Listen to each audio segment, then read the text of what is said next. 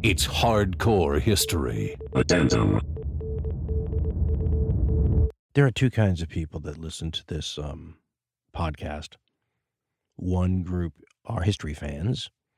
The other group are people who are in the process of becoming history fans. And so I'd like to talk to them for a minute. History fans already know what I'm going to say here, but it's an interesting aspect of why the past in terms of a field of study should matter to us today.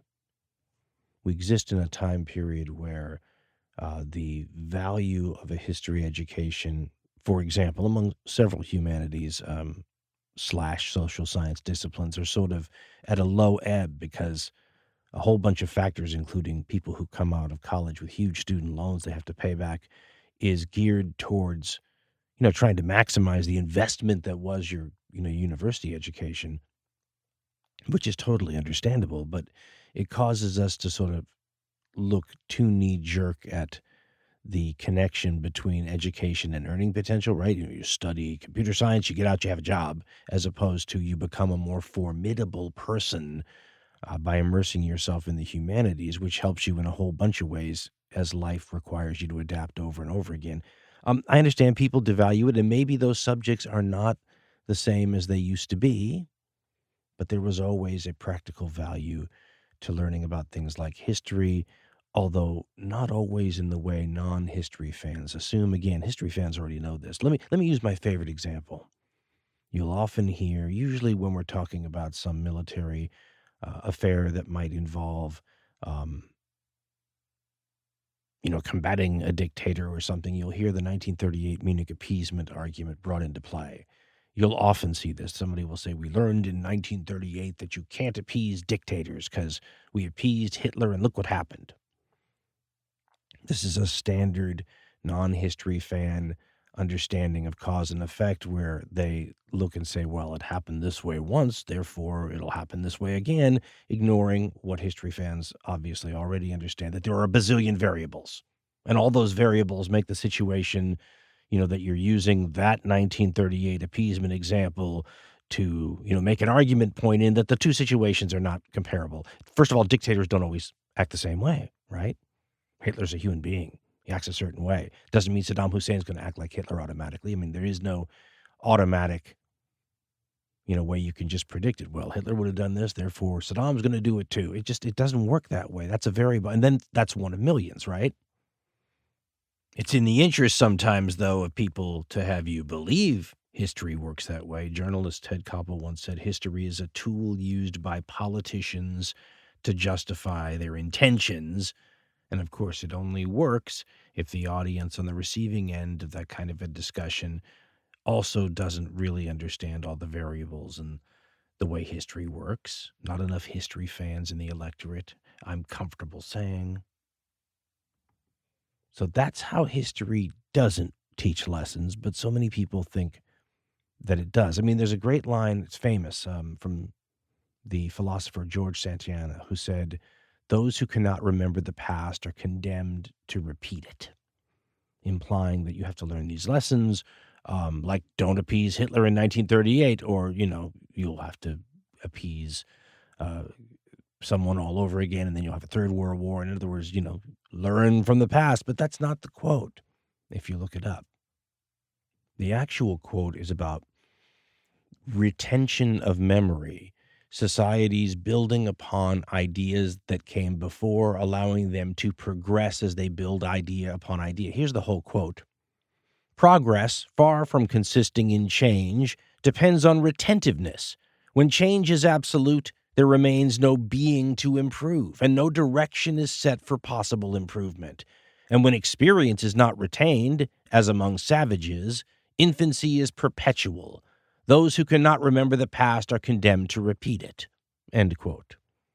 Now, never mind that the 1905 writing there didn't acknowledge that so-called savages also keep a remembrance of what came before, technologically or oral storytelling-wise. But nonetheless, that aside, you can see that the quote actually doesn't refer to the idea of how it's commonly used, right? This idea that there are these lessons you have to learn. But if there are no lessons that have to be learned, why would you study history? Sometimes you'll hear that, and sometimes you'll hear it even amongst academics where they'll say, what's the practical value of this? What are you going to do? I mean, if these are just a bunch of stories, if there's no practical value to this, right? All these wonderful stories in the past. That's ignoring, though, the things that history really does teach us. I mean, put aside the big military questions, like history teaches us, don't get involved in a land war in Asia. History teaches us don't invade Russia in the winter. I mean, those are, I would say those are pretty good lessons, and history taught them, but they're not trying to predict the way an individual dictator might act in Czechoslovakia in 1938 facsimile situation, right? It's a little different. But the things history reliably teaches us is what can happen, right? Because it's happened before. And I always say there's only two ways things can go.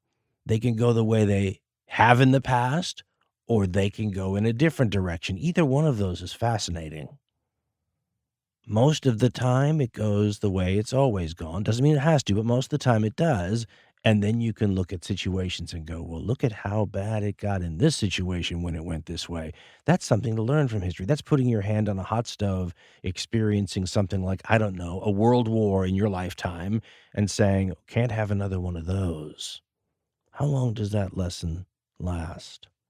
You burn your hand really badly on a hot stove, you could teach your kid about that. You could say, look at this scar. Don't put your hand on a hot stove. How long does that lesson go down? Grandchildren, great-grandchildren.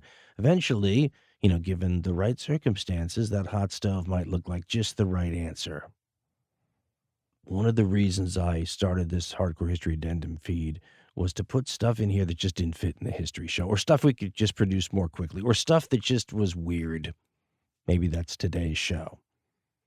Because I was thinking, it's been a momentous week or two in political history. I don't know when you're going to get this. We had a, assassination attempt on Donald Trump, President Donald Trump. We had, Donald Trump's adversary in the election up until 5 minutes ago. Joe Biden just dropped out of the presidential race.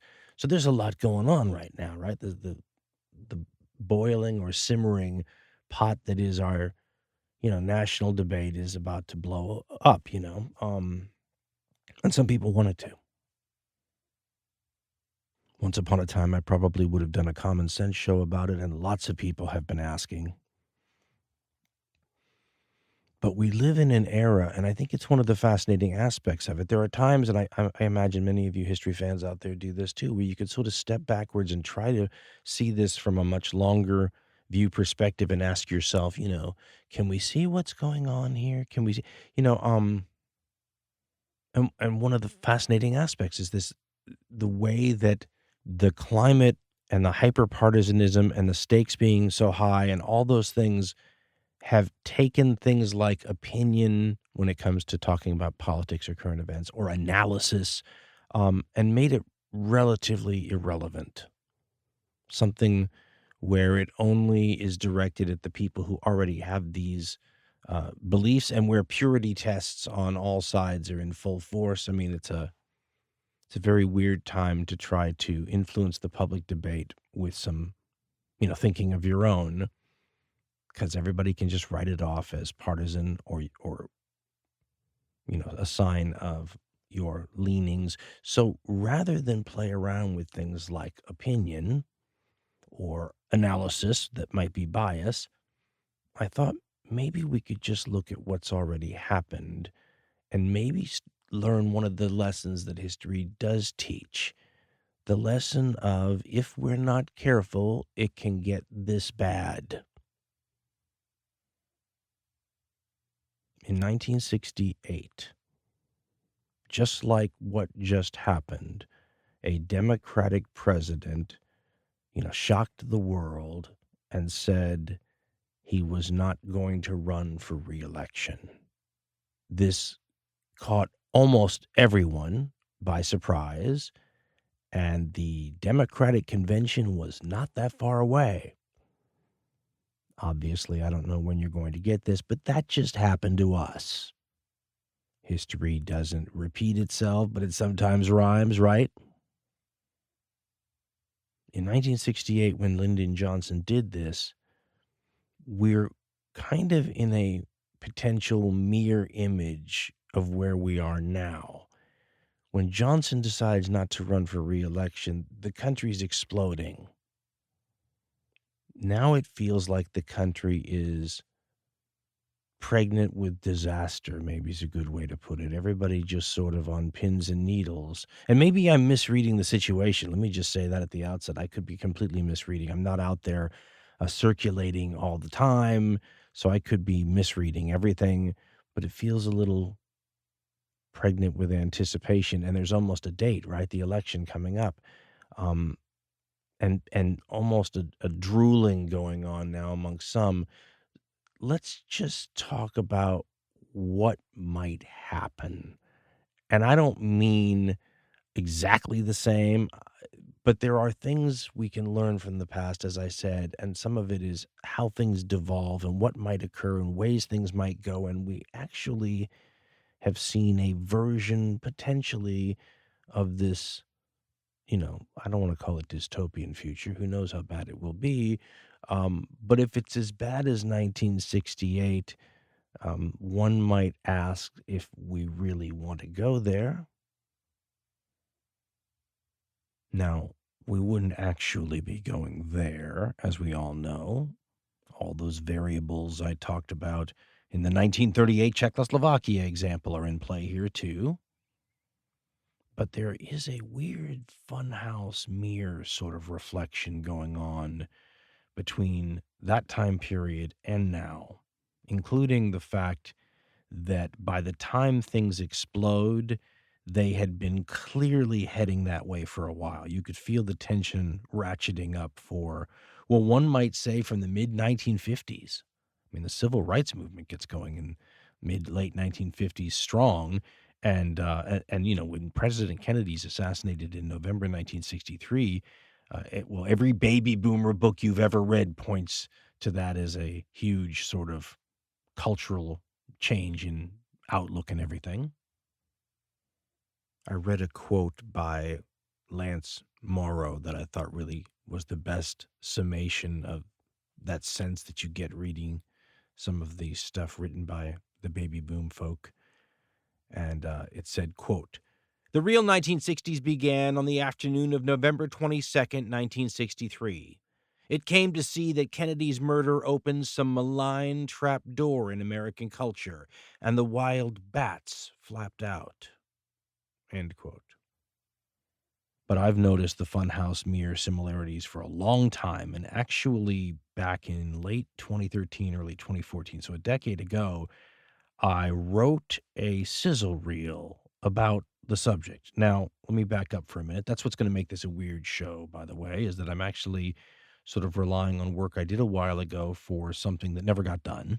I mean, I think the sizzle reel got done, but we never did anything with it. I was working with a very talented group of filmmakers, and they asked me uh, for an example of what a show might be and a subject matter piece might be. And I chose the revolutionary period, the New Left revolutionary period in like 1967 to like 1971, 72.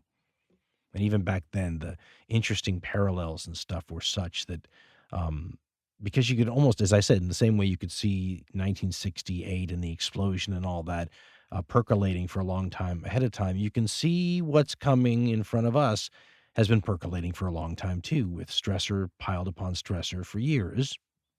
Again, 150 years from now, historians are going to look back on this and be able to piece it together maybe better than we can. 1968 is certainly about the edge of recentness for me. I usually don't do anything any newer. Well, I usually don't even do 1968. So this is like the edge of where I'll talk about history usually. But it was a wild period, and I wrote a narrative script that was supposed to be interspersed with all sorts of video plus recreations, and I was actually technologically going to be inserted into these scenes as they happen. It was going to be really cool. So what I've done is I've got my material here that I wrote, and I did, version after version after version of a lot of these scripts, leaving the stuff in that I liked and taking the stuff out that I didn't. So it got quite a bit more tight than this, but I'm using one of my earlier versions because I like all that other stuff we had to take it out. We took it out for brevity's sake, but some of it's really kind of interesting, I think. You'll have to be the judge. But I don't normally read, as you know. The show's improvised. It sounds that way. when I had to do the recording for my audiobook. I always thought it sounded weird because it's me reading and not sort of improvising. But the same is going to happen here. And it's when you take out all the video stuff in between, it's actually quite a bit of text. So I apologize for the lengthy quote. But I do know some podcasts that are popular are nothing more than reading from scripts. So, and let's just say, first time for everything, I've never quoted myself, I don't think, on the program. So a long quote of me narrating with a bunch of images and stuff that you probably won't have. We'll see how much of a myth Ben is, if he can sneak any of it in there. But long block of text now that sets up this subject that I think is still today, well, maybe even more interesting than it was 10 or 11 years ago when I wrote this. So quoting myself for the first time, I believe, quote, "I hold it that a little rebellion now and then is a good thing." You know who said that? One of the United States' most revered founding fathers, Thomas Jefferson.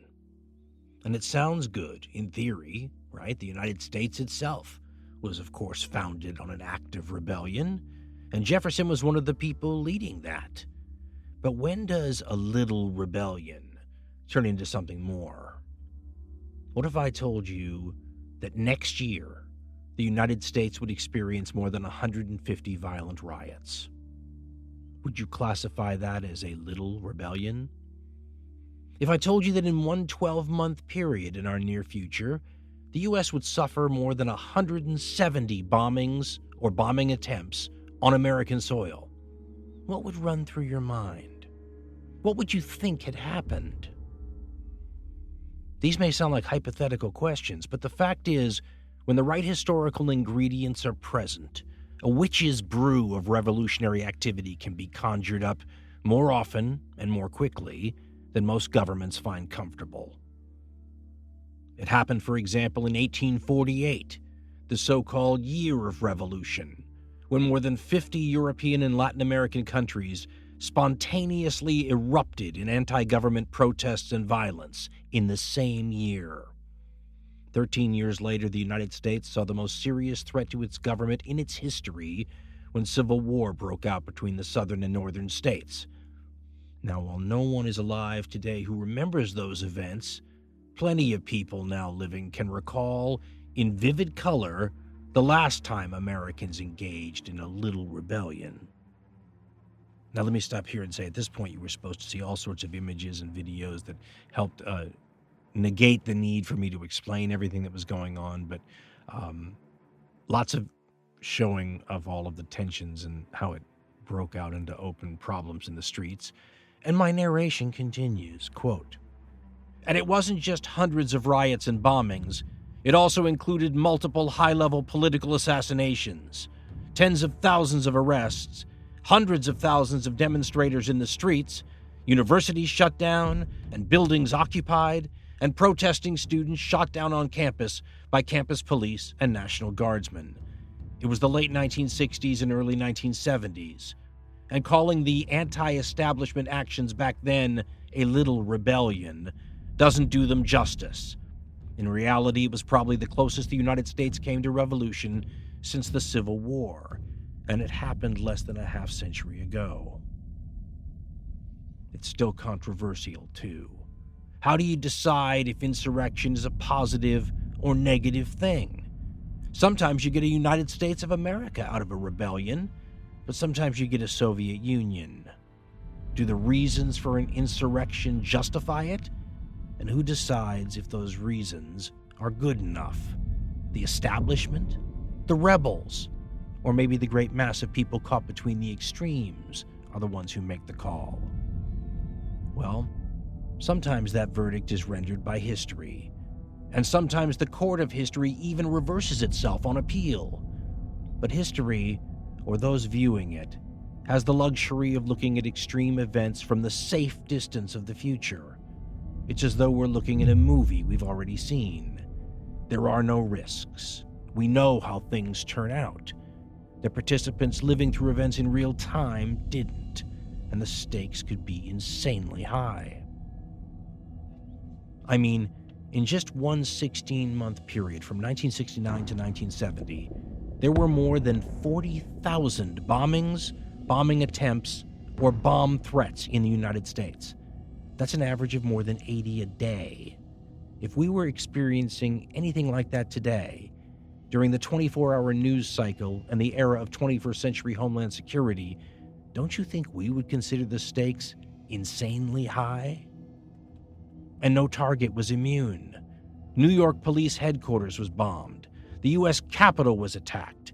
And on May 19, 1972, a young lady who was part of an extremist group of people that we today would call domestic terrorists planted a bomb inside the military nerve center of the United States.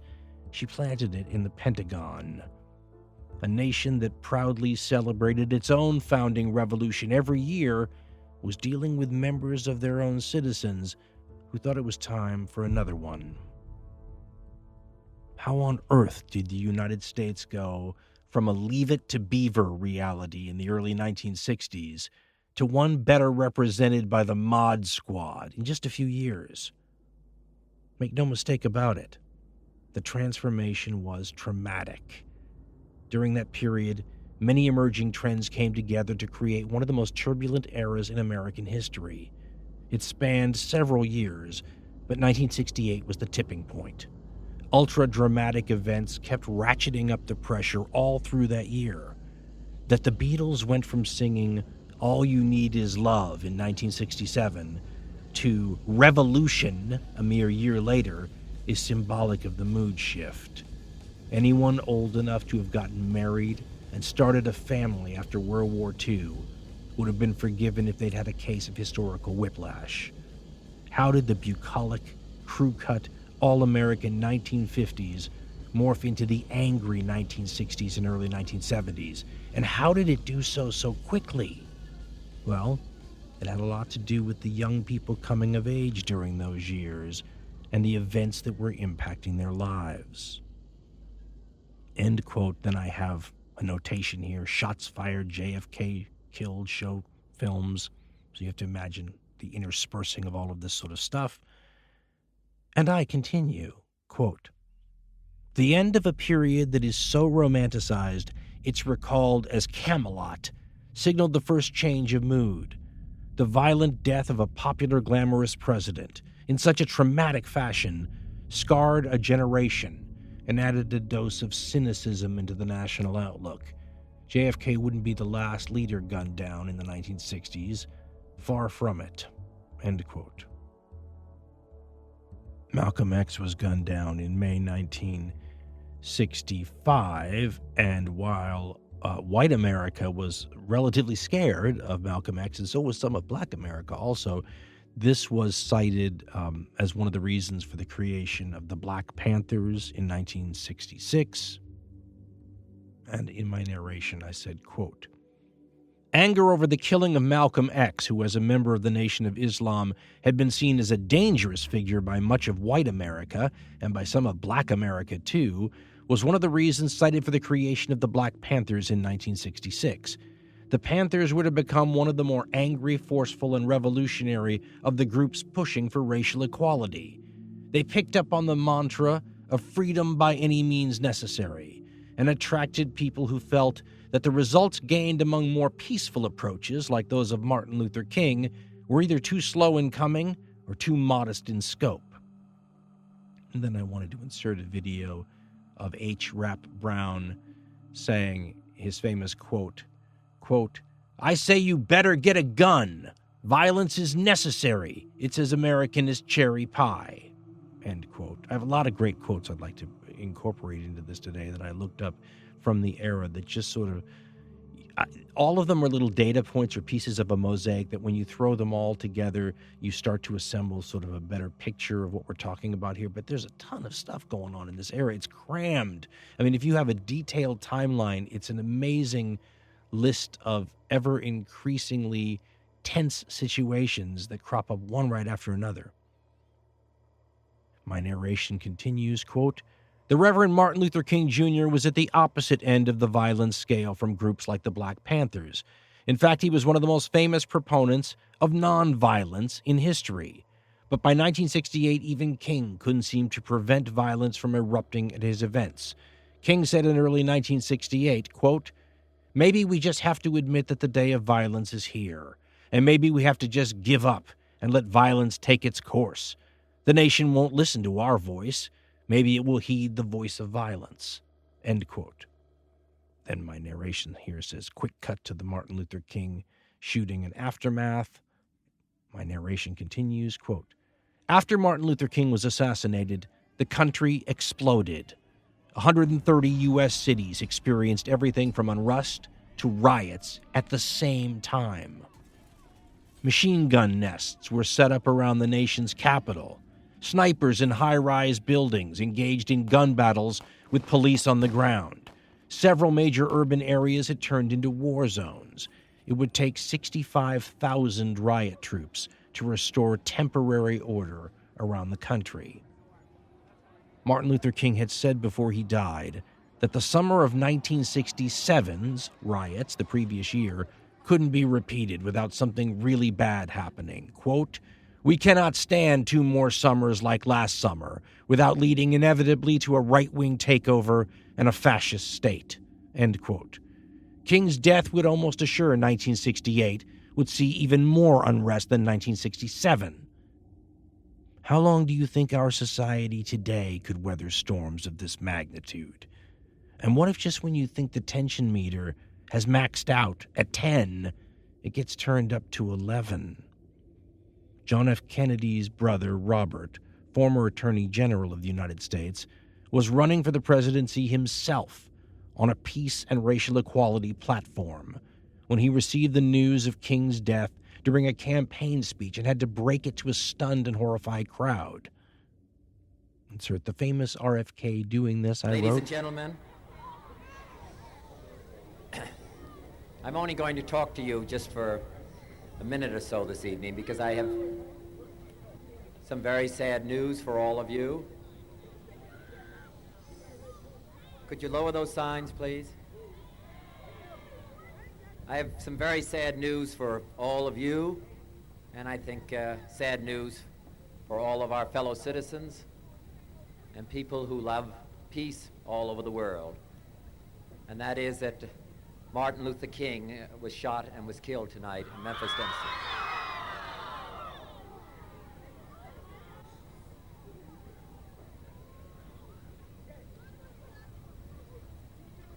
Martin Luther King dedicated his life. And I said 2 months later, it was Robert's turn. This is a time of tragedy and loss. Senator Robert Kennedy is dead.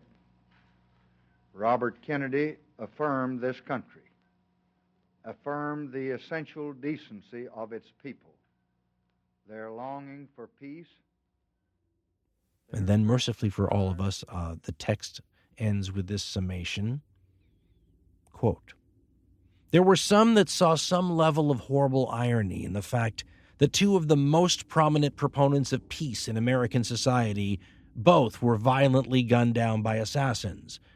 The deaths of King and Kennedy didn't just silence 2 of the most eloquent voices counseling peace. It gave ammunition to those who wanted to argue for measures beyond mere dissent. Events surrounding the Democratic National Convention in Chicago in 1968 helped crystallize things. The now dead Robert Kennedy had hoped to get the nomination of his party for president at this convention, but while he won't be there, Abbie Hoffman will."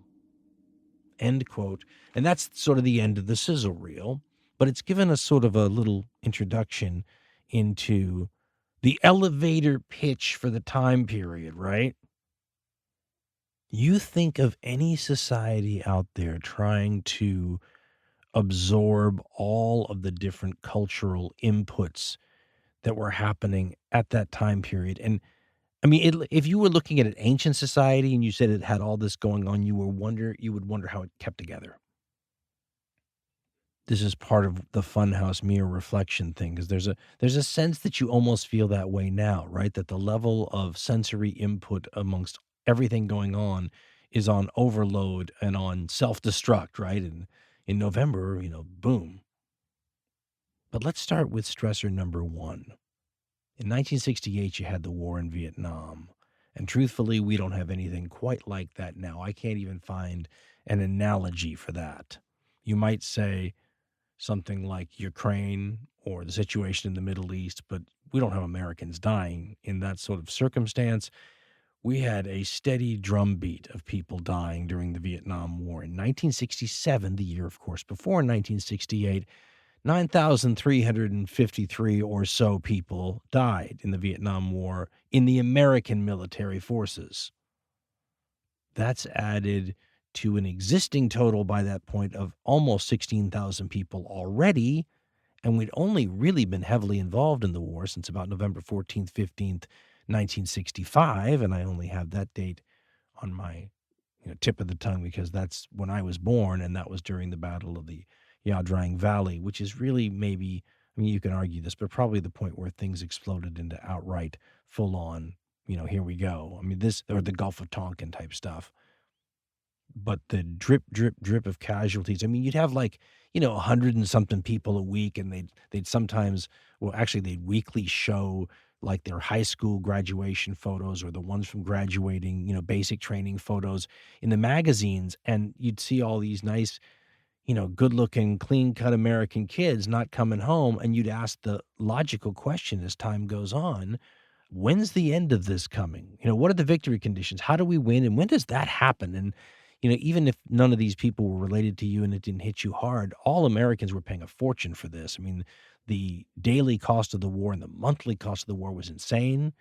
I mean, you go back and you read the stuff that was going on. I mean, President Johnson was telling people not to travel to foreign countries because it, takes U.S. dollars and sends them away from the country. And that's how, I mean, he was trying to fund a Great Society program, run a war. I mean, something had to give.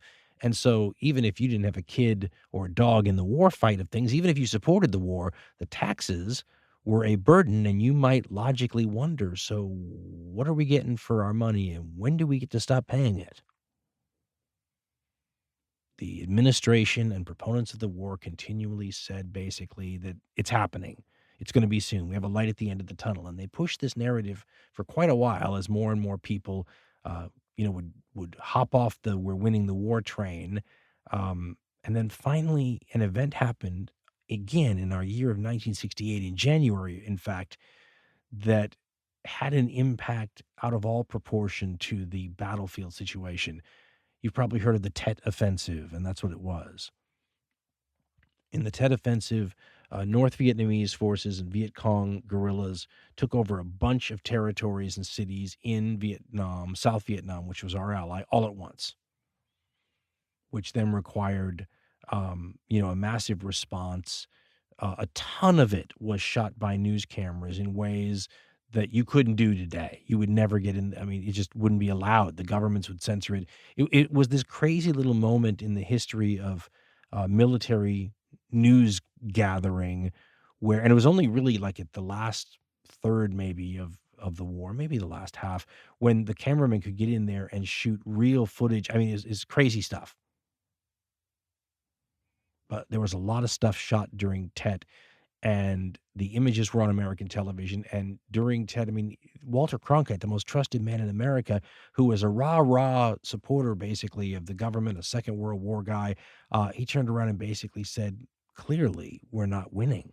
So this light at the end of the tunnel excuse, falls dead on its feet after the Tet Offensive, increasing something at the time that was called the credibility gap. In other words, how much you could believe what the president was saying.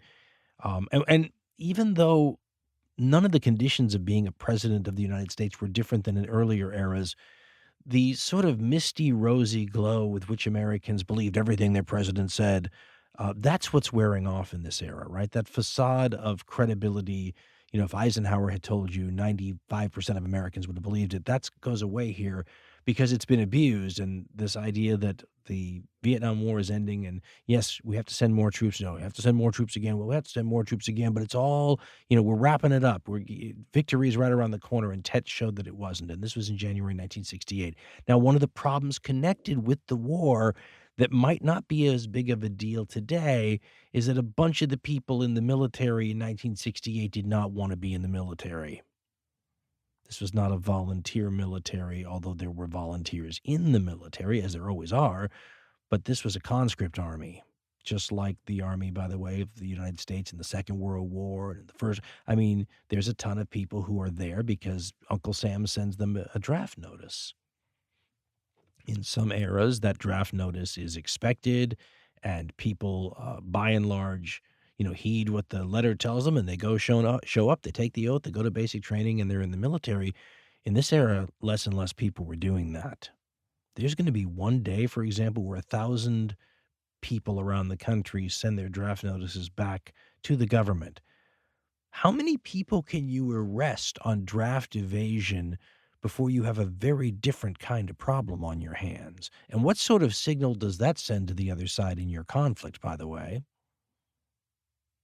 So if you look at all the different things that are going on to this generation that are taking an old social contract and sort of breaking it, and then seeing what's left once you do this. This is revolutionary change, even if a lot of these people aren't for revolution, right? Even if they're not the hard edge of the revolution.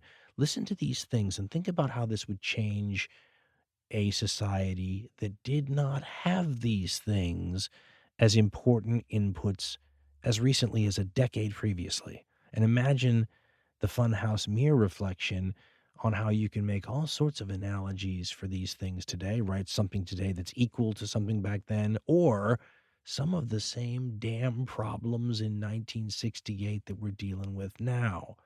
How about television? We don't think about that a lot, but that was something that, this is Gutenberg movable press. This is one of those benchmarks in the history of communication that had an impact on the society unlike anything that had come before it. Now, today, of course, we have the internet and all these things that make TV look like a minor development. But think about how important TV was when everybody started watching it and it had like 3 channels.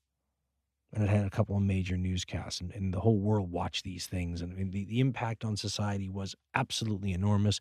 The opinion-making power, and one of the lines about the Vietnam War, whether or not it was true, is that the war was lost in America's living rooms because the TV was showing them the war. And by the end of 1967, in addition to the, 26,000 dead in the war already, there was almost 100,000 guys wounded.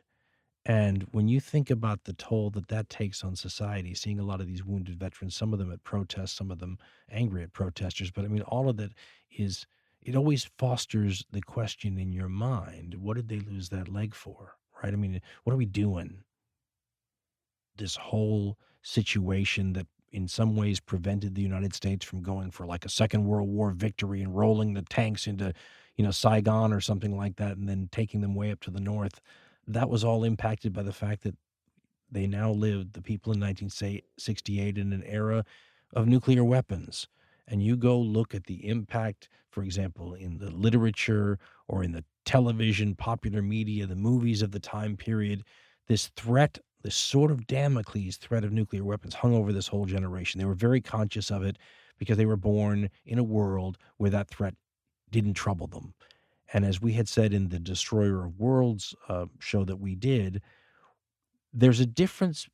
And I feel the same way with computers, right? I was basically born in an analog world and lived through, like my generation, into the new world, right? The post-analog world, the computer world. You're very conscious of what the world was like before, what it's like now. And people who were born in a non-nuclear war world and then find themselves in one are very conscious of it.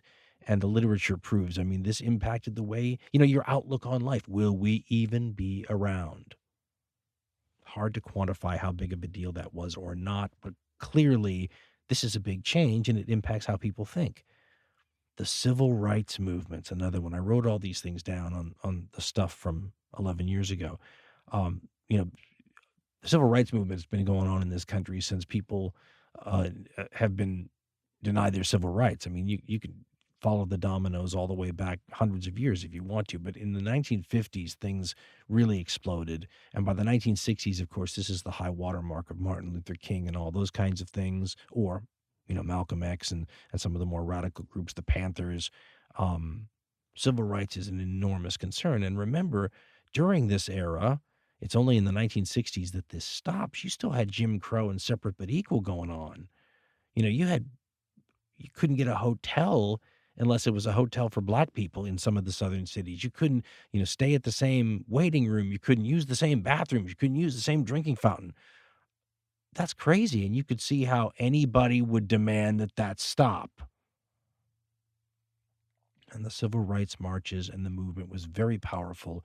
And of course, when you talk about revolutionary change, that was going to be revolutionary change, especially in the states that had preserved a very different sort of relationship between the races up until that time period. There was an interesting report called the Kennan Commission report that LBJ had commissioned after a bunch of the riots that had happened in 67, 66, 65, basically saying, what's going on here? And the report said that the nation is, quote, moving towards two societies, one black, one white, separate and unequal, end quote. Now, the civil rights concerns are wrapped up in, maybe we could call it a larger umbrella issue of a greater concern for human rights all the way around, and the rights of people in countries, for example, that didn't often make the news in a lot of these societies, because these are global trends, by the way. The United States is affected by things like, the Vietnam War specifically, but they don't, have a monopoly on that. I mean, in Britain, for example, or all over the world, TV is having its impact. The threat of nuclear war is having its impact. Human rights is having its impact. And a lot of this stuff was really exploding in power because of the youth revolution of the time period, right? We have the famous baby boom generation that was, in its 17s, 18s, 19s, 20s. I mean, this is the era where people go out and look at the world and realize it's not the way it was sold to them, and they see all the injustices around them. And when there's tons more of those people in that age range than there normally is, you can expect something, right? And the cultural zeitgeist starts to change. I mean, go look at Beatles albums covers if you want to see it change, or go look in my family. You can just go look at old family photographs, and it changes so fast. In 1965, the year I'm born, everybody sort of looks buttoned down, kind of gray. The clothes are black, and it doesn't seem like a lot of color. Everybody's just short. And then, I mean, within a couple of years, everybody's wearing like laugh-in day glow colors. The hairstyles have gotten crazy. I mean, it's a change that happens in, like, if I had to guess now, I think 3 years. And it never reached some places, by the way. So, for example, the hip families in LA and New York and a bunch of other places might be doing that. It might never make it to, the farming community in the center of the country, not near any big cities. So that creates a divide right there. There's this giant cultural revolution, but not everybody's participating in it. And the people not participating in it don't necessarily look kindly on it because it rebels against a lot of things they hold dear.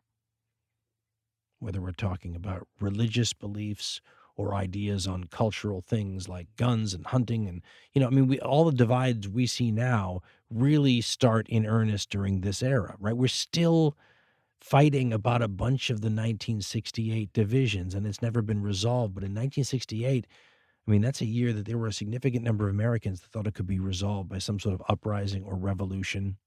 Student movements were everywhere. Universities were getting taken over all the time.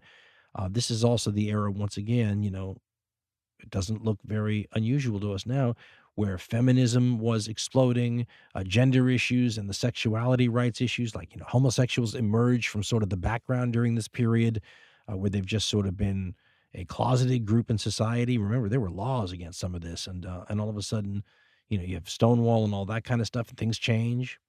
The abortion issue becomes acute. That's been an issue ever since.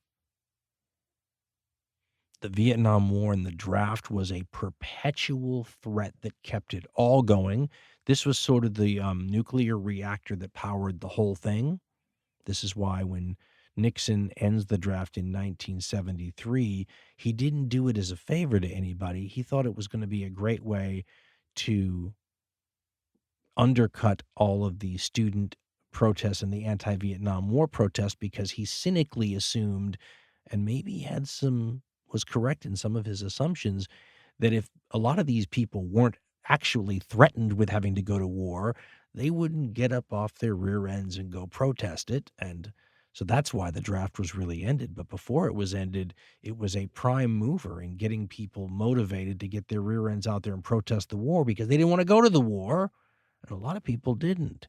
And it wasn't missed by anyone that a lot of the people that didn't were in the kinds of groups in society that normally don't have to, do some of the terrible jobs, right? I mean, college deferments, well, that sort of benefits people who have money more than people who don't. If you could get a good doctor's report that you had some, problem that made you ineligible, you might not have to go. It's interesting to look who served and who didn't. And I think it was the percentage of, for example, African Americans who served were like twice the number in the general population. So there was this sense that this burden was unequally shared, and that a lot of the people who were having to go into this war didn't have any way to vote against it. And this is when the question of the voting age sort of ran smack dab into the Vietnam War. If you couldn't vote till you were 21, but you could be drafted into the war when you were 18, something didn't seem right, right? It's something like taxation without representation, but it's, conscription without representation. So this tied into the voting age question. The interesting thing to me when I was working on this sizzle reel was I was coming up with little thoughts. And we always do this in the history podcast, don't we? These little things that just occur to me that just are sort of interesting. And one of them was a line I came up with, almost like a marketing line. You could see it on a movie poster. They don't look dangerous now. And it was about your grandparents, right? You look at your grandparents today, and they don't look particularly dangerous, but some of them were absolutely lethal. When you look at the various groups of people that were out there in a militant sort of sense, we mentioned all those bombings and bombing attempts and stuff that were going on. Well, who do you think did that? Your grandparents. Some of them anyway. Some of them were conservatives. I mean, it's the hippie side of things and the revolutionary side of things is sort of always overplayed, but that's always the case in society, isn't it? It's a small group sometimes of people on the activist edges of the political spectrum that get all the attention or make the most noise. That's why Richard Nixon had this idea of the silent majority that he always talked about.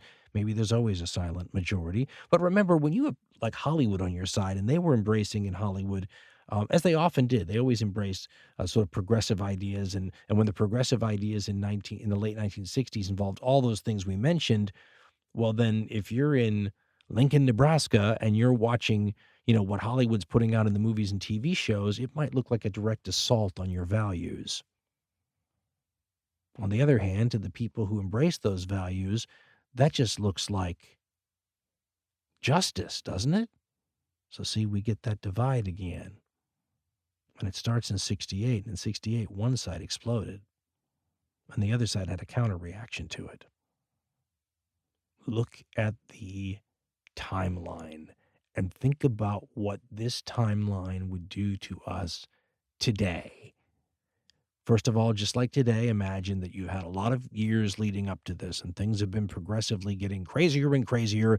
And then 1968 starts. Now, the Smithsonian, there's a lot of timelines for 1968. The Smithsonian has a good one, and I'm going to basically follow theirs and leave out some. I'm leaving out some of it. That tells you this. I'm leaving out some of it. So it's worse than this.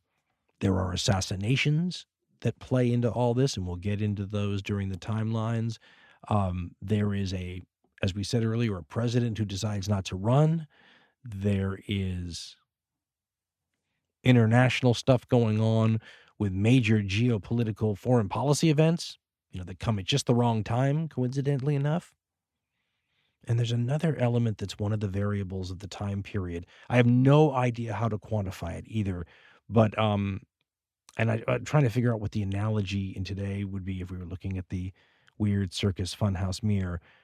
But drugs and the impact of drugs and what we would call today influencers and music, sort of a trifecta there on the society as a whole. I think it's probably safe to say that if we exempt the regular accepted drugs of the society in the 50s, let's just say, I mean, alcohol is a long-standing accepted drug, tobacco, all those kind of things. If we exempt those, I think it's fair to say that all of a sudden There were a lot of Americans using drugs that had never used drugs before, and they were different drugs than had ever been used before. Marijuana was an underground sort of thing that hipsters and actors and some other people would use, but the country as a whole wasn't so used to it until the 60s, and then it seemed like every young person was using it. Again, broad generalization because a lot of people weren't. Then there was something like LSD, which, again, how to quantify it, but just look at the art. Just look at none of these things would have had the same impact if it hadn't bled through to popular culture, which then disseminated it across the country, which then influenced artists and beliefs. And I mean, it's a wonderful example looking at it in hindsight of how you could, sort of inject things into the popular culture, if you'll pardon the pun, and watch its impact downstream.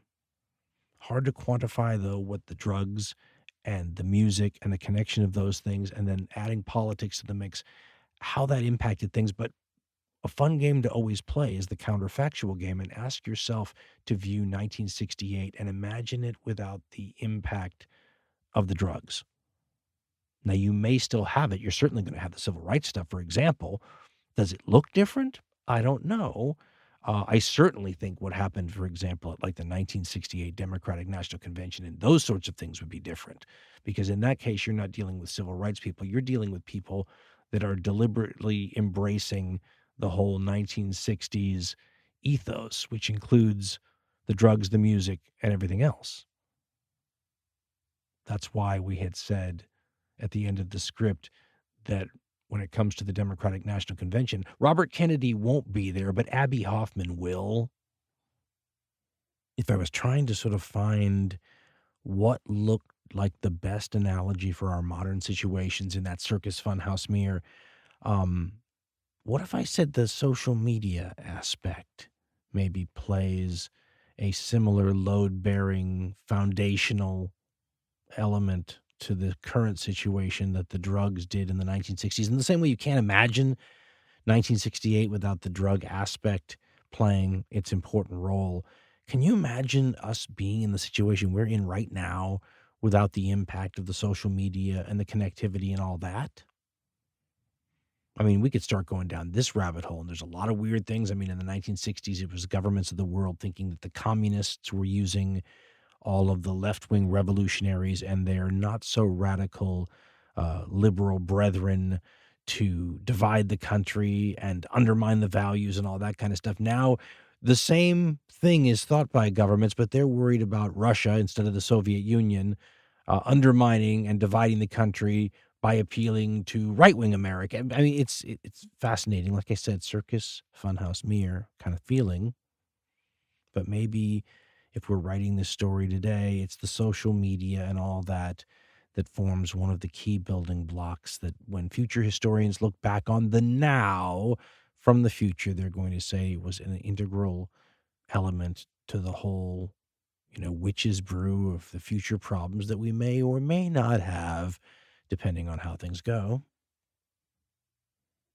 So as I said, there's a timeline here you can follow, and there's a lot of 1968 timelines. This one I'm using is from Smithsonian Mag. We'll put a link to it in the show notes. But I'm just sort of skimming it, and I'm leaving a bunch of stuff out, which is crazy. As I said earlier, if you look at the timeline and you just imagine living through these events, bam, bam, bam, bam, while already sort of being primed by the previous few years for being maybe nervous or seeing things as, what did I say earlier, pregnant with disaster. So start on January 30th, so the end of January, or just at the first month of the year, the Tet Offensive happens. And as we had said earlier, I believe, the Tet Offensive was, the funny thing is from a military perspective, it's a disaster for the North. They lose so many people. They have, it took them years to recover. But war is not always about body counts, right? In fact, it often isn't. And by sending a message almost directly to the American public specifically, but to the rest of the world, that how can the light be at the end of the tunnel when we can still do this? It was a capsized moment for U.S. public opinion. And so in that sense, in the Clausewitzian sense, right, war is policy by other means or politics by other means, you got to call the Tet Offensive a victory, even if from a tactical military standpoint or an operational military standpoint, I mean, it looks like a total loss, but all the people that were sacrificed in that loss ended up creating the conditions where eventually the North wins. I like this entry. On February 7th, according to the Smithsonian Mag timeline, this is what they write. After a battle for the Vietnamese village of Ben Tre, almost certainly a mispronunciation, an American officer tells Associated Press reporter Peter Arnett, quote, "It became necessary to destroy the town in order to save it," end quote. The quotation, it says here, printed in newspapers nationwide, becomes a catchphrase for opponents of the Vietnam War. I remember it, too. It became necessary to destroy the village in order to save it. It sort of exemplified some of the just strange aspects, the Dr. Strange-Lovian type aspects of the war sometimes. February 8th, which is the very next day, this entry, quote, "At the South Carolina State campus, police opened fire on students protesting segregation at Orangeburg's only bowling alley. 3 protesters die and 27 more are wounded. 9 officers are tried and acquitted of charges related to the use of force. A protest coordinator is convicted of inciting to riot, serves 7 months in prison, and is pardoned 25 years later." None of these things by themselves is enough, but every single one of them is another straw on the camel's back, right?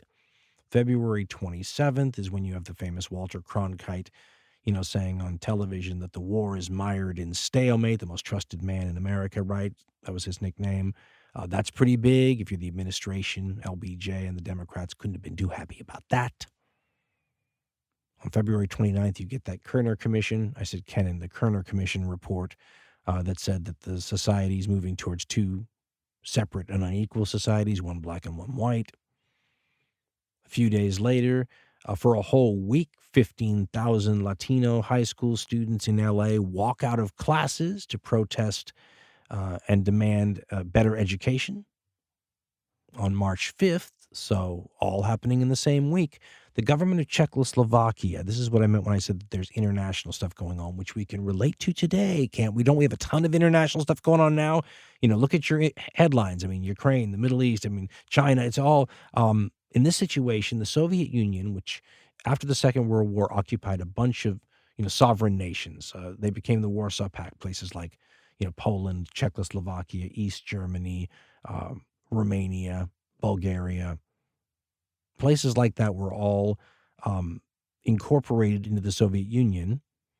And over time, some of them would attempt to either break away or loosen, the hold of the communists on their society. And Czechoslovakia had something called the Prague Spring in 1968. And on March 5th, the entry says, the government of Czechoslovakia abolishes censorship, underscoring the expansion of freedom during the Prague Spring and angering its communist overlords in the Soviet Union.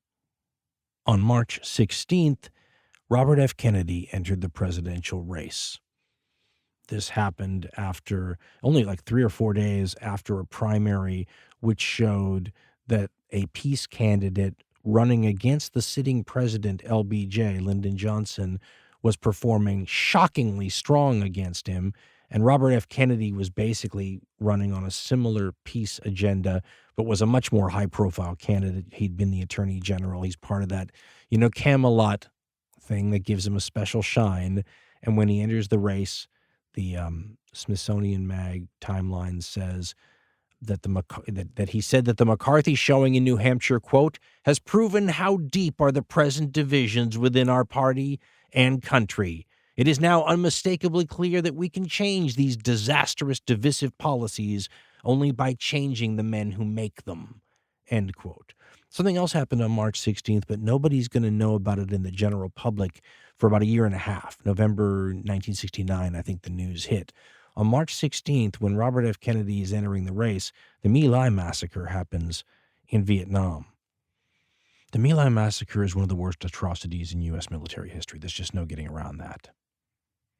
American troops patrolling an area around numerous villages that they referred to as Pinkville because they thought them communist sympathizer villages. American forces went on what can probably best be described as some kind of a rampage and killed between 350 and 500 villagers, overwhelmingly women, children, infants, old men. We're not talking about killing fighting age males. It had all the hallmarks of the sorts of atrocities one normally expects American forces to be fighting against, right? Gang rapes. I mean, it was so off-brand is a good way to put it. Now, no army's clean, right? We all understand the myths of that, but the American army's sort of brand is the good guys, right? The white hats. We're not the people that do all the horrible things. So in a way, this is just another American institution that's getting tarnished and that's losing its luster, the same way the presidency is losing its automatic trust that the American people previously had always sort of defaulted the government with. The military is the same sort of way. And when it starts acting like this, one gets the sense, that even the best and brightest, the young people overseas putting their life on the line, to protect us and our way of life, even they've been broken by the times. And the kinds of stories you saw, by the way, played into this, that the U.S. Army was drug addicted, unmotivated, brutal. I mean, there was a sense, if you read the memoirs of people who were in the Colin Powell generation, right, the guys who were the junior officers in Vietnam, when they are dissecting what went wrong, and the general feeling is it took a decade to rebuild the capacities and capabilities of the military that had been worn down like a pencil to a point where incidents were happening that just would have been unthinkable a few years before. I mean, the number of officers that were getting killed by their own troops it's an unacceptable military number in the American military. It was a symptom of something, and it was a symptom that the rest of the country was feeling too. In any army, but especially a citizen conscript army, what's going on back at home, that's part of the cultural zeitgeist, is going to make its way to the fighting forces and the tip of the spear eventually. By 1968, a significant amount of the sharpness of the tip of the spear has whittled away. And with all the other stuff going on in Vietnam, and when the argument is to save the people from the communists, 350 to 500 villagers. It was absolutely awful. The American public, nobody will become knowledgeable of this for a while, so it doesn't impact the 1968 level of tension, but you better believe when it comes out in November 1969 that it will. March 31st, so like 2 weeks later, Lyndon Johnson, surprising almost everybody, drops out of the presidential race. We can relate to that right now, can't we? And by the way, just like now, without a lot of time until the convention. Now, we're quite a bit shorter than that today, but at the time, it opened everything wide. But the end was, the ultimate shocker when he said this. I do not believe that I should devote an hour or a day of my time to any personal partisan causes or to any duties other than the awesome duties of this office, the presidency of your country. Accordingly, I shall not seek and I will not accept the nomination of my party for another term as your president. But let men everywhere know, however, that a strong and a confident and a vigilant America stands ready tonight to seek an honorable peace and stands ready tonight to defend an honored cause, whatever the price, whatever the burden, whatever the sacrifice that duty may require. Thank you for listening. Good night, and God bless all. The Smithsonian Mag says that on April 3rd, which is, 3 days later, 1,000 or so men returned their draft card to government offices all over the country. So this was happening routinely with people burning their draft cards. But if 1,000 people on the same day return their draft cards to government offices, that's a protest. But what do you do? I mean, you can jail some people, but at a certain point, that's an interesting problem to have in a free society, isn't it? What's the critical mass number by which you can no longer punish people? On April 4th, which is the next day, Martin Luther King is assassinated in Memphis by a guy who, if you say this, you're going to get some pushback because Martin Luther King's assassination is like others in the period where it's a conspiracy type thing. And whether or not James Earl Ray was really the assassin, all this stuff. I mean, if you're playing the Occam's razor thing, James Earl Ray, who was basically a white supremacist type thinker, killed MLK. But of course, he says a guy named Raoul was working with. I mean, so I don't know, but that's the situation, and that's how it would have been seen at the time. So if you're measuring an event like this from the standards of the people who are viewing it based on the information they would have had at the time period, as far as they knew, some white supremacist killed Martin Luther King with a rifle while he was on a balcony. The more than 100 cities that experienced riots over the next week saw almost 40 people killed, more than 2,600 injured, and 21,000 arrested, as I believe we said earlier.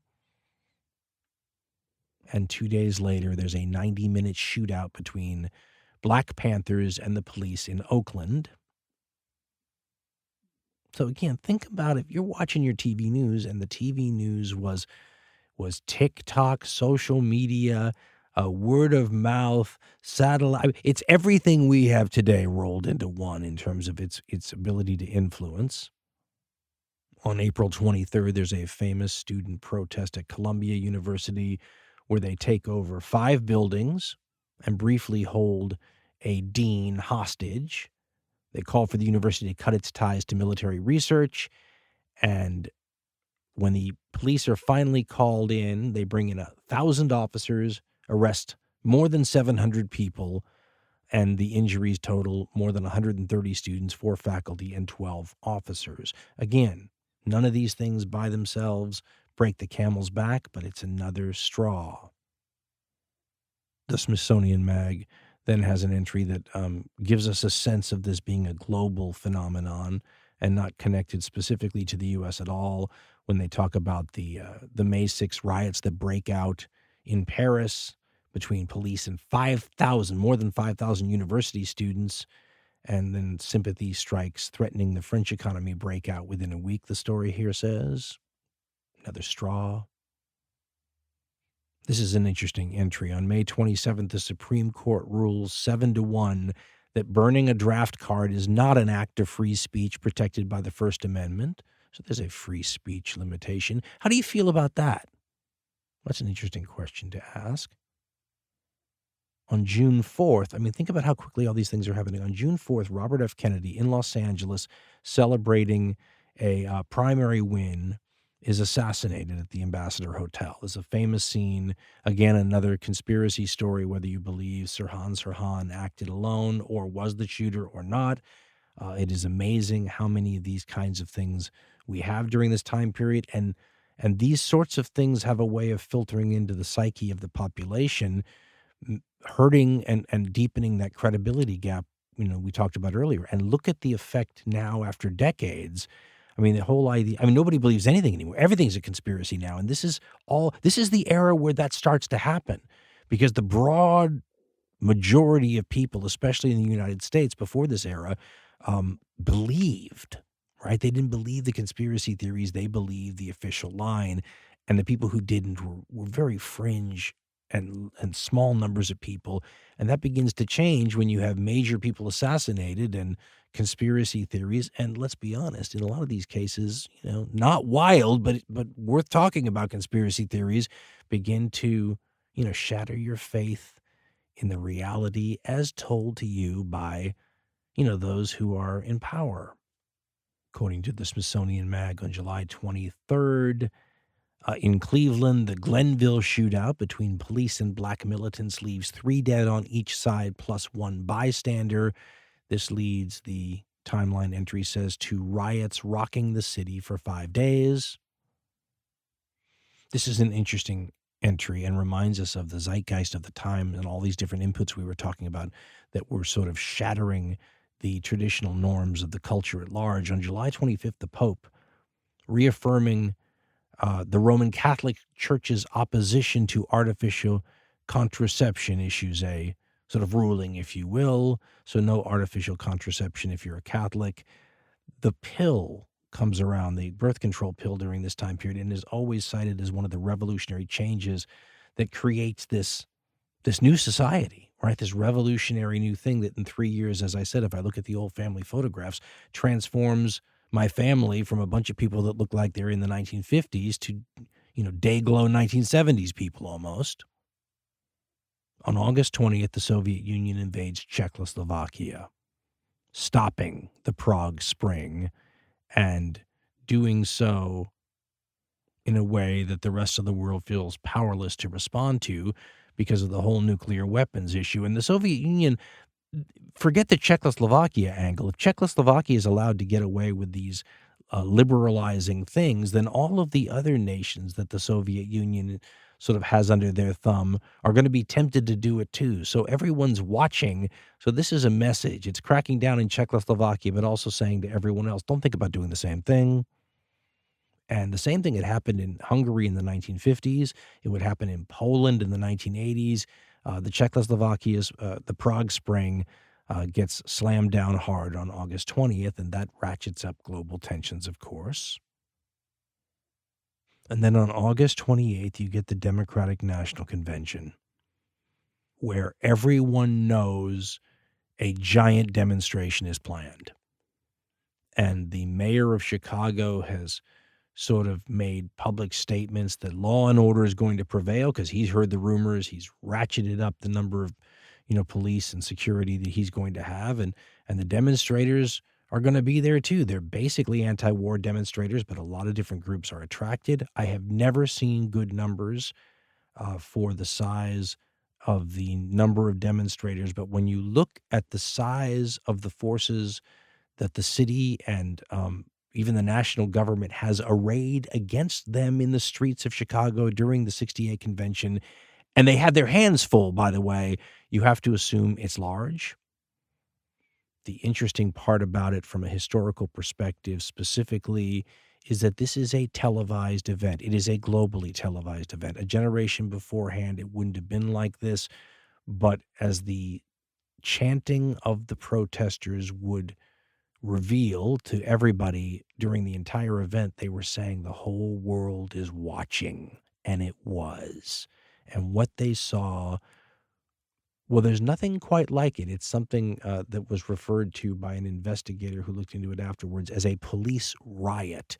But reporters were involved, bystanders were involved.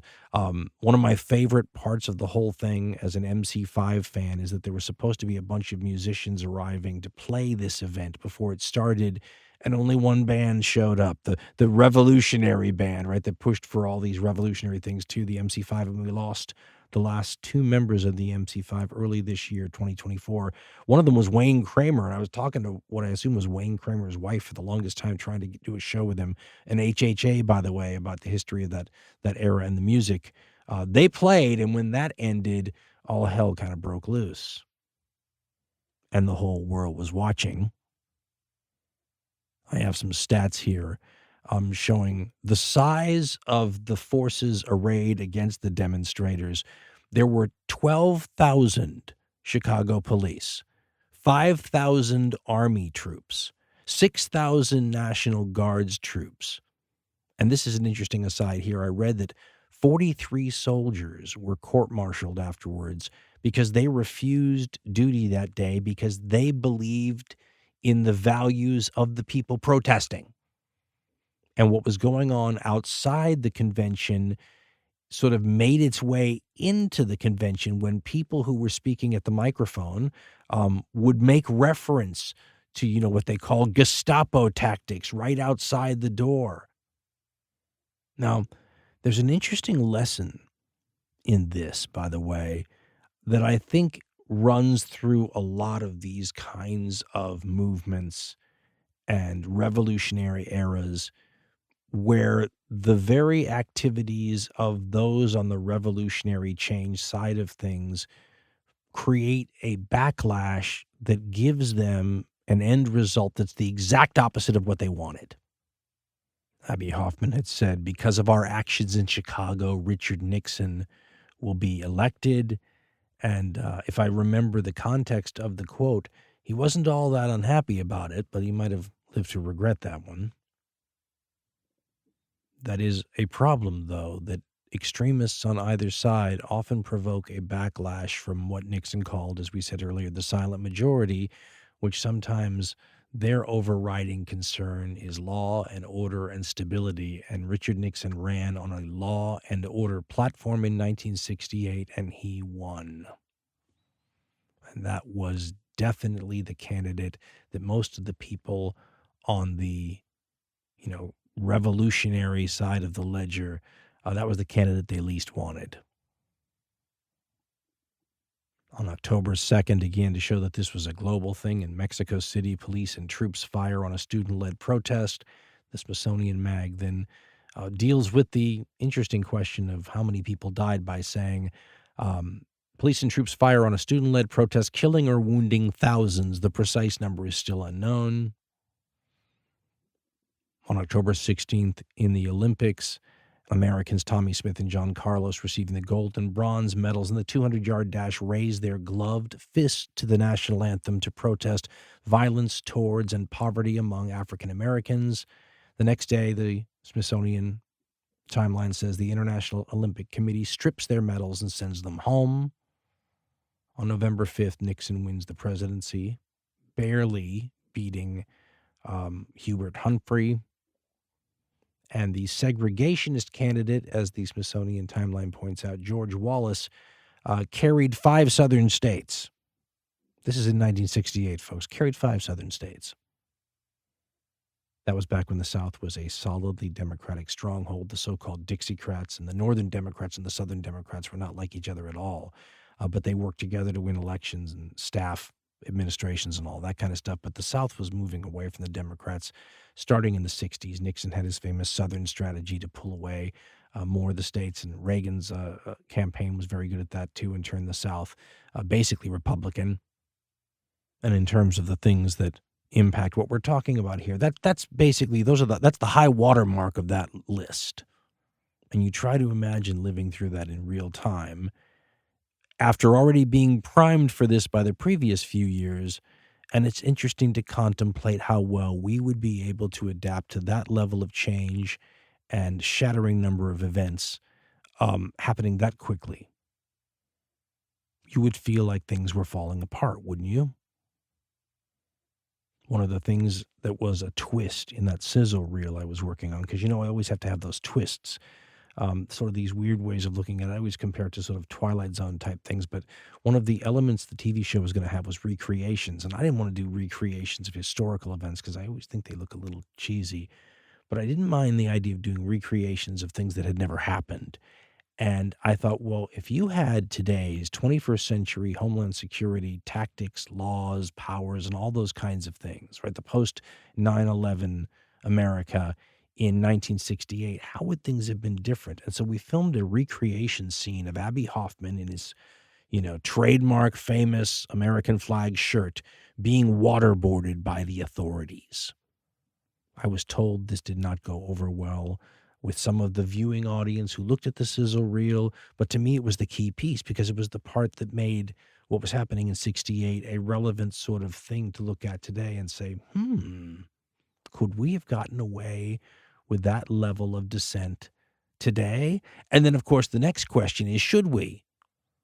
Right? I mean, what's a good reason to have a revolution, as we said? And isn't it a little like deciding on the old game show, Let's Make a Deal, what's behind door number 2? Well, we don't like what we have now, so we're going to open up the door and hope we get better. That's what I mean about a revolution sort of being a bit of a crapshoot. You don't know if you're getting an American revolution or a Bolshevik one in terms of the outcome. And even the Russian Revolution, I mean, there were several different stages where different groups were in charge, and it might have looked like a liberal revolution for 5 minutes till it didn't. I told you earlier I have some quotes here that I wrote down that when taken together, you get this sort of picture of things. I mean, like when the bombing started, that's a crazy element in this. I just don't know what we would even do today with the level of bombings. But they asked a group of, sort of television savvy radicals if they were behind a bombing that had recently happened. And they had a great line. They said, "We didn't do it, but we dug it." And that gives you a sense of the times, right? They're not just saying that. That's calculated to appeal to the people who believe as they do. It's an interesting time period in American history. Listen to these quotes. I already read the first one, but it's worth reading again. It's Martin Luther King when he said, "We cannot stand 2 more summers like last summer without leading inevitably to a right-wing takeover and a fascist state." How about this one? "Alienation is when your country is at war and you want the other side to win." That was the cover of a 1969 issue of Ramparts magazine, which was a left-wing magazine. It said it was shown under a picture of an all-American Huck Finn-like 6-year-old boy waving a Viet Cong flag. That was the adversary in the Vietnam War. And how about this chant? "Ho, ho, Ho Chi Minh, the NLF is going to win." That's the North Vietnamese that our military was fighting, and that was a U.S. protester slogan.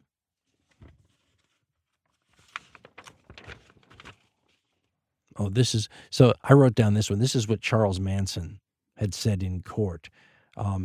It's interesting if you go back now and you look at some of the underground newspapers and stuff that catered sort of to the radical crowd on the left in the 1960s and see that for a little while, Charles Manson was sort of not a terrible guy. Eventually, of course, everything changes, but there was a sort of an element of he's one of us maybe. And he said in his trial, and I quoted it here, quote, "I haven't got any guilt about anything because I've never been able to see any wrong. I've always said, do what your love tells you, and I do what my love tells me." Now it says 3 dots here, which means it's just giving you highlights. "Is it my fault that your children do what you do? What about your children? You say there's just a few. There are many, many more coming in the same direction. They're running in the streets and they're coming right at you." End quote. That's one of the great Charles Manson lines, isn't it? But that's a sense of maybe how a society might have felt when they're kind of scared of their own kids. What do we say, right? They may be your grandparents, and they don't look dangerous now, but once upon a time, hairy and scary, right?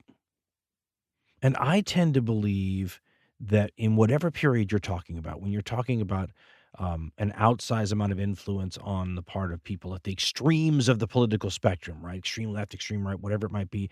I tend to believe that's a small amount of people, and they tend to get an outsized amount of attention, right? I think they know that too. More influence than their actual numbers might warrant. But if you think, and I'm not so sure this isn't true, if you consider the percentage of people that are prone to radicalization to be a constant, let's say 3% of the people in normal times, because it might fluctuate in rough times, but if you say 3% of the people are prone to radicalization, and you have more people than you've ever had in the history of the world, and they just happen to be between those ages, say 17 to 25 years old, where people are most prone to being extreme politically, well, maybe it's the same percentage of radicals you've always had. There's just more of them, in real terms. I don't know. But if you're in middle America and you hear somebody from the Weather Underground who had a public meeting and some of the quotes were published, I mean, what would you think about your children, who are already growing their hair over the years and looking pretty funky and hanging out with weird people and dressing strange and listening to strange music? And what's that smell I sometimes smell in their car? And then you hear stuff like this. What would you think? In his book, Days of Rage, author Brian Burrow wrote this. Quote, "Few gatherings illustrated the dark borderlands between the end of the 60s and the onset of the 70s more clearly than the one weathermen held in the days between Christmas 1969 and New Year's 1970.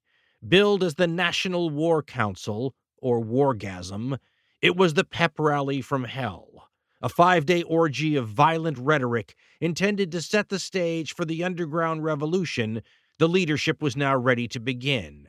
It was held in a tumble-down dance hall in the heart of a Flint, Michigan ghetto.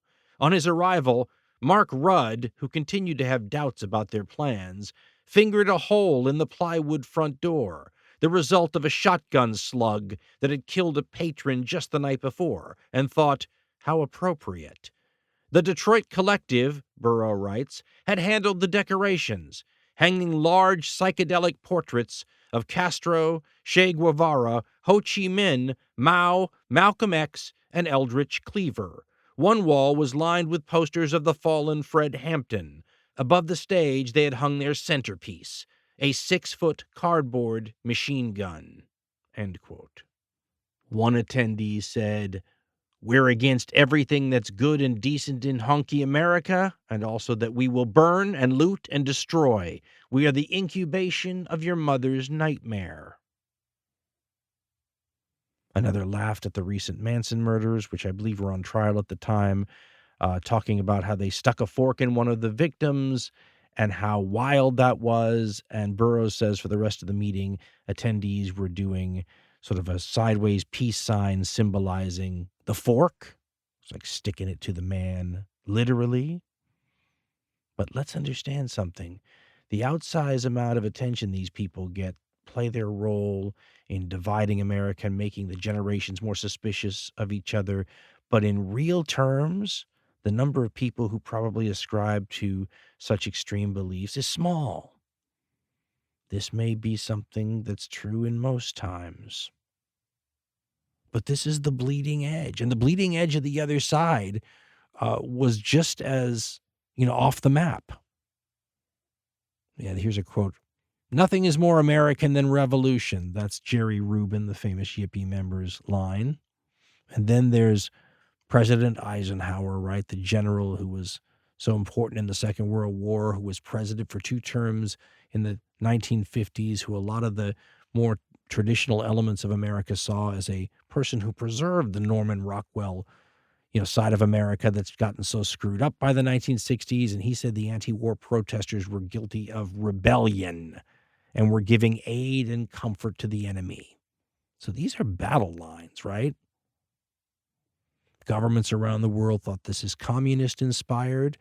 You hear, from all the U.S. presidents to leaders of France and all these other countries saying that this is orchestrated stuff, especially when you see these riots appear all at once and that something's behind them. So you have this sense of society being under siege by the very enemy that they've been worried about for decades and decades, communism, and that communism is undermining their youth, their values, and sending them out in the streets to protest the very people who are trying to keep the country from going communist.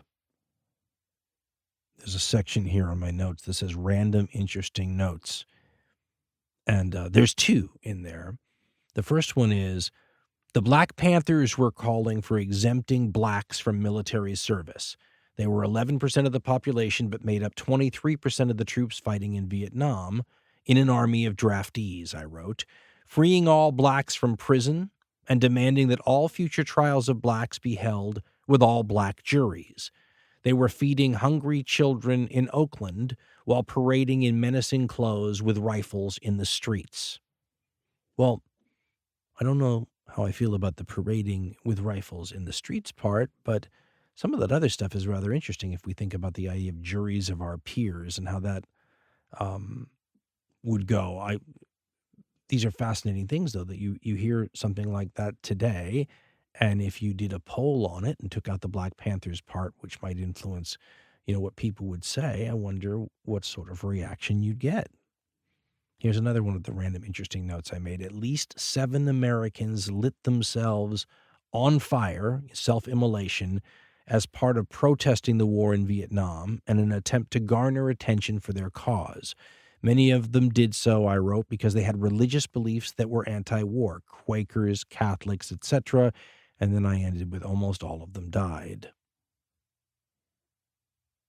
And then there's the part I entitled The Deep Question. So if you ever hear our open where the late, great, wonderful Bill Barrett, sort of lists what the show's about, the imaging of the shows, the deep thoughts, the deep questions, those kinds of things are all part of it. The Twilight Zone twists are all part of it. So my first deep question was, how much destabilization should a free society be willing to put up with?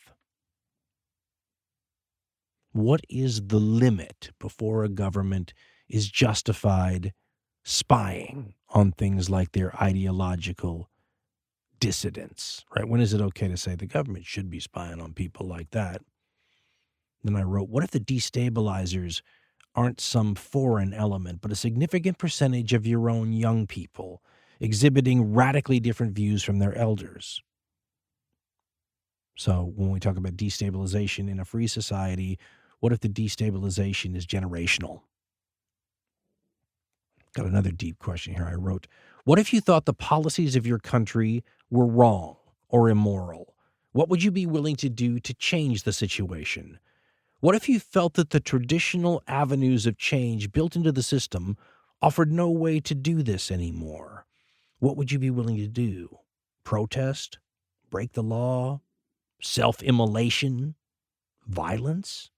Is that ever justified? If so, when?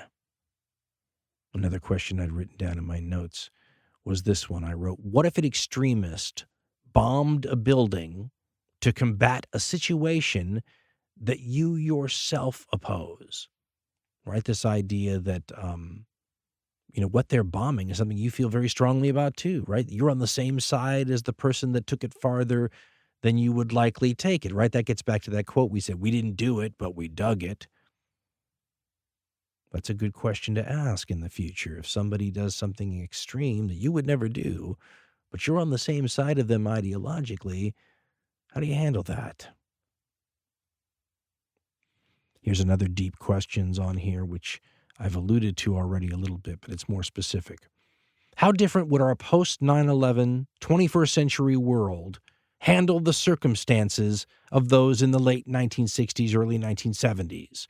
Would Black Panther or Weather Underground members be sent to Guantanamo? Would we dare waterboard or use post-9/11 enhanced interrogation techniques on them for info on future violence the groups may have in the planning stages, right? If you know you've planted a bomb somewhere, do we get to waterboard you to find out?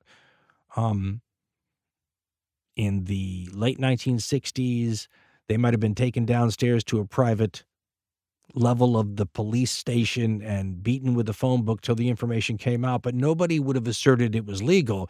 In the post-9/11 world, they may have a few laws on their side if they want to do the functional equivalent.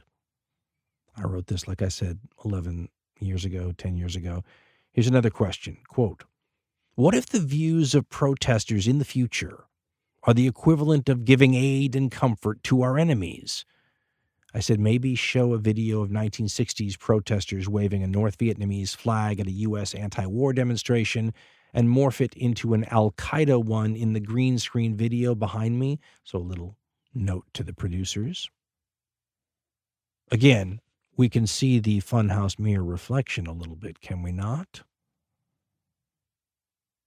I made a point here in the notes that in dictatorial systems, like the Soviet Union, crushing movements like this is much easier, the way the Soviets did at the Prague Spring crushing.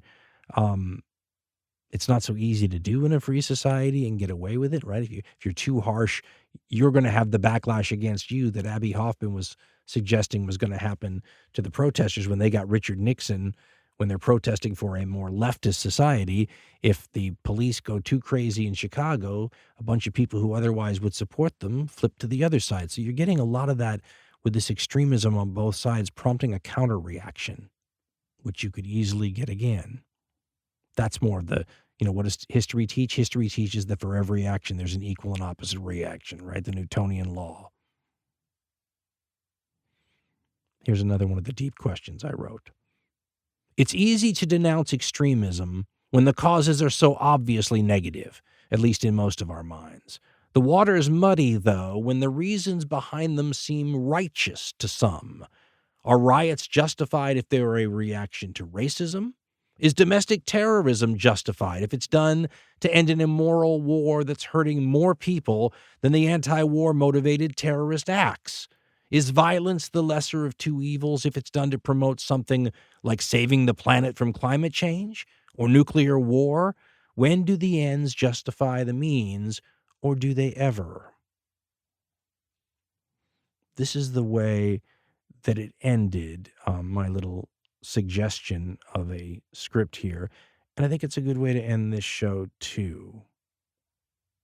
quoting myself for potentially the last time ever, quote, "If you think this is all simply the past, you haven't been paying attention.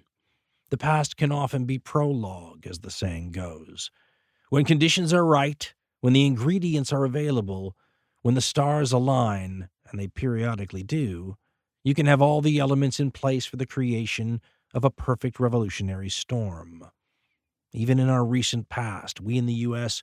have seen the rise of groups like the Tea Party, Occupy, and Anonymous, challenging a system that seems less than responsive to the demands and concerns of the protesters.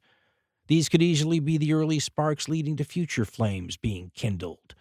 John F. Kennedy famously said, 'Those who make peaceful revolution impossible will make violent revolution inevitable.' Perhaps if we heed history's example of how far these things can go, we may avoid having to repeat the same sorts of outcomes." End quote. As I said, the times seem pregnant with disaster. Thinking about what disaster means and putting ourselves in the positions of ourselves after whatever is going to happen is all over is a better way to look at whether or not it should happen in the first place than anything else I can think of. And since we don't know what's going to happen in the future, looking back at the past and seeing what has happened might give us, well, a little bit more insight into the road ahead. Remember what I said earlier. There's two roads, right? One road is doing what we've always done before, and the other road is not doing what we've always done before. As I said earlier, either way it goes is fascinating from a historical entertainment point of view, but as is often the case when history is being made, it's better to read about it than to live through it sometimes, so we will all keep our fingers crossed. Stay safe.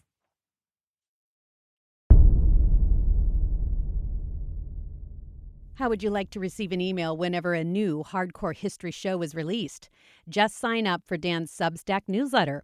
We will send you a note when a new show drops or whenever there's something worth telling you about. It's free and it's easy. Just go to dancarlin.substack.com. Sure, the older hardcore history shows can be a bit traumatic, with titles like Death Throes of the Republic, Judgment at Nineveh, and Addicted to Bondage.